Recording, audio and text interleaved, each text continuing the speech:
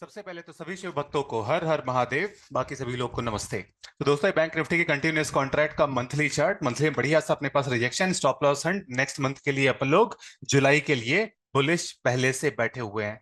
अच्छा, अब अगर यहाँ पे देखो तो अब सिंस हम लोग मंथली एक्सपायरी वीक में है और इसमें यहाँ पर एक ये वाइब्रेशन लेवल पर है, तो इधर से प्लस ये मिड से मतलब एस्ट्रोलॉजिकल इवेंट भी है, फुल मून भी हो गया, बहुत सारी चीजें यहाँ पर अलाइंड है, तो यहाँ से एक करेक्शन बनता है।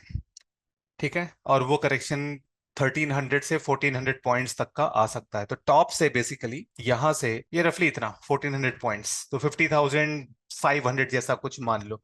सो 50,400 से 50,400 से 50,200, तो 50,200 से 50,400 के बीच में एक्सपायरी होने का, मंथली एक्सपायरी होने का अनुमान है। तो मार्केट को नीचे की तरफ पलटना चाहिए और मंडे से ही फॉल आना चाहिए, बिकॉज अब एक्सपायरी में क्या 2-3 दिन ही तो बचे हुए हैं। अच्छा, दिक्कत ये है कि मंथली में अपन लोग टीपीओ में अभी तक बुलिश है और वीकली में हम लोग न्यूट्रल क्या बेरिश हो चुके हैं। तो अब बेसिकली वीकली का ज्यादा कनेक्शन होता है, क्लोज कनेक्शन होता है किसके साथ? डेली के साथ। सो वीकली में वन टाइम फ्रेमिंग ओवर हुई है और अपन लोग डाउन साइड के लिए मतलब बेरिश हो गए हैं। सो मंडे से ही आप फॉल यानी कि एक्सपेक्ट कर सकते हो, और एक्सपायरी लगभग लगभग कहां पर होने वाली है वो मैंने आप लोग को बता ही दिया ऑलरेडी। मंथली एक्सपायरी 50,200 से लेकर 50,400 के बीच में होने का अनुमान है, और बाकी मैं अपडेट करता ही रहूंगा।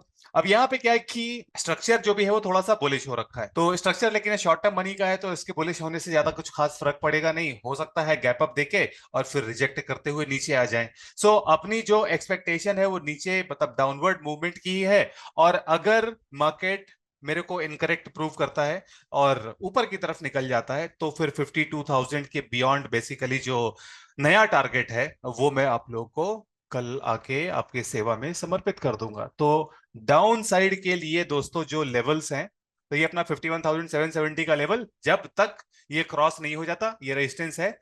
और नीचे का जो सबसे पहला टारगेट है दोस्तों 51,350 का है, और उसके बाद ये स्ट्रॉन्ग सपोर्ट है। अगर और ये स्ट्रॉन्ग सपोर्ट जैसे ही टूटा, तो फिर नीचे के जो टारगेट्स हैं वो आपने ऑलरेडी मार्क कर रखे हैं। बस यहां पर ये 50,840 का जो लेवल है ना दोस्तों, ये और मार्क लेवल क्या मतलब ये टारगेट है।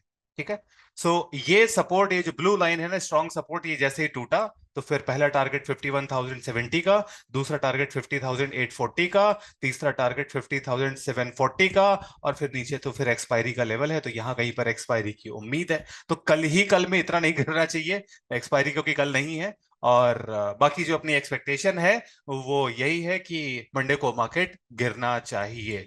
तो मेरे पॉइंट ऑफ व्यू से एनी, अगर ऐसे 51,770 का लेवल है, मार्केट इसके आसपास खुलता है और बायर्स अगर एब्जॉर्ब होने लगते हैं, एग्जॉस्ट होने लगते हैं, तो बढ़िया एक शॉर्टिंग अपॉर्चुनिटी मिलनी चाहिए, और बढ़िया सा आपको एक फॉल ट्रेड करने के लिए मिलना चाहिए। और अगर मार्केट ऊपर निकल गया, तो फिर मैं कल आप लोग को अपडेट दे ही दूंगा। All right, so that was all. Shiv भक्तों को हर हर महादेव, बाकी सभी लोग को नमस्ते। I will see you tomorrow.